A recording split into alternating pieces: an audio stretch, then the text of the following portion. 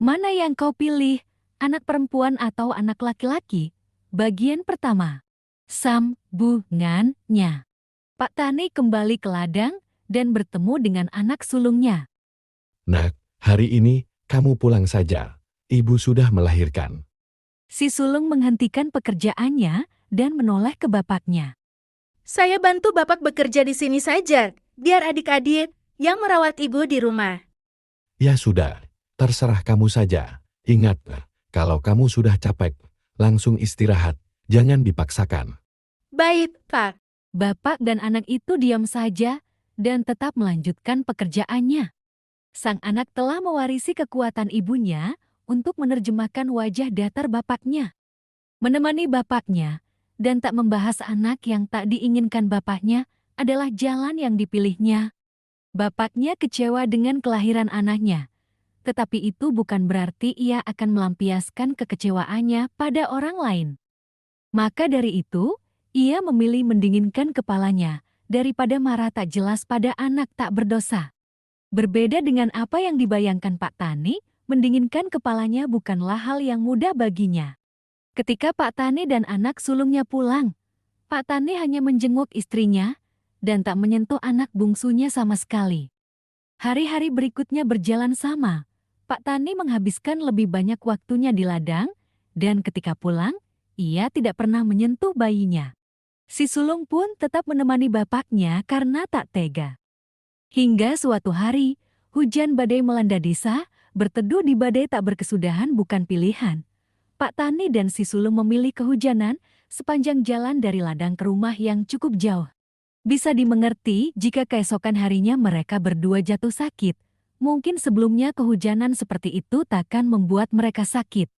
Tetapi, kerja keras tak biasa yang dilakukan pada beberapa hari terakhir dan tumpukan stres membuat tubuh mereka lebih lemah. Dari 6 orang di keluarganya, 3 orang terbaring sakit dan 1 orang kerjaannya hanya menangis. Bu Tani masih proses memulihkan diri dari melahirkan, hamil dan melahirkan di usia tua, rasanya seperti menghancurkan separuh badannya. 2 anak sisanya harus mengurusi segala pekerjaan rumah, ditambah dengan merawat 3 orang sakit dan 1 bayi. Melihat adiknya terlunta-lunta dengan tugas, si sulung tak bisa istirahat dan berleha-leha. Si sulung masih sakit, tetapi sebagai anak pertama, ia merasa memiliki tanggung jawab untuk memimpin ketika orang tuanya tak bisa. Nak, kamu kan masih sakit, istirahat dulu saja, biar adik-adikmu dulu yang ngerjain tugas rumah. Badan saya sudah enakan. Kemarin kan saya sudah istirahat seharian. Kata si sulung sambil meletakkan makanan di kamar orang tuanya. Si sulung dan kedua adiknya membagi tugas rumah, pekerjaan di ladang baru kembali dikerjakan ketika si sulung sembuh sepenuhnya. Setelah seminggu, penyakit Pak Tani perlahan mereda. Pak Tani tak bisa bekerja di ladang, tetapi mencoba membantu pekerjaan rumah.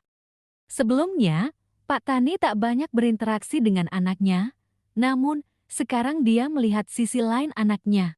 Awalnya, ia berpikir anak perempuan tak pernah bekerja keras dan hanya bisa mengerjakan pekerjaan rumah saja.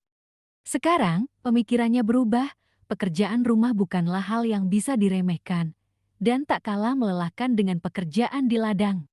Tak hanya membantu, Pak Tani juga bercakap-cakap dan mengenal anaknya. Bapak, Bapak, kapan aku bisa kerja di ladang? Oh, aku juga pingin ke sana. Aku juga pingin, Pak, kata kakak, di ladang bisa naik sapi sama kuda. Aku belum pernah naik kuda sama sapi. Nanti, kalau bapak sudah sehat, kalian berdua bapak ajak ke ladang, giliran kakak kalian yang jaga rumah sama ibu. Hari yang ditunggu-tunggu pun tiba, Pak Tani dan kedua anaknya pergi ke ladang bersama. Si sulung mengerjakan pekerjaan rumah dan Bu Tani merawat bayinya. Di ladang, kedua anak asik mengerjakan pekerjaan ladang dengan caranya sendiri. Mereka tertawa gembira layaknya mendapatkan mainan baru. Pak Tani mengerjakan tugasnya sambil mengawasi anaknya. Tak disadari, Pak Tani tersenyum. Pak Tani lain menghampiri Pak Tani. Sudah sembuh, Pak. Maaf ndak bisa jenguk. Habis badai minggu kemarin jadi banyak kerjaan. Iya, nggak usah dipikirkan. Yang penting sekarang saya sudah sembuh. bisa kerja lagi. Omong-omong, ini anak-anak Bapak, sekarang sudah diajak ke ladang. Iya, mereka minta dibawa ke ladang. Oh iya, kemarin anak Bapak yang paling gede kerja di ladang kande, ya. Iya. Saya minta tolong sampaikan terima kasih sama anak Bapak ya. Kemarin nih, anak Bapak bantu saya bawa barang bawaan ke rumah teh. Kalau nggak ada anak Bapak, saya harus bolak-balik sampai malam. Ya, nanti saya sampaikan. Ya sudah, saya kembali ke ladang saya dulu. Sehat-sehat terus ya, Pak. Ya, sama-sama, Pak. Pak Tani pun melanjutkan pekerjaannya dengan perasaan hangat di dadanya. Perasaan yang pertama kali dikenalnya. Bersambung.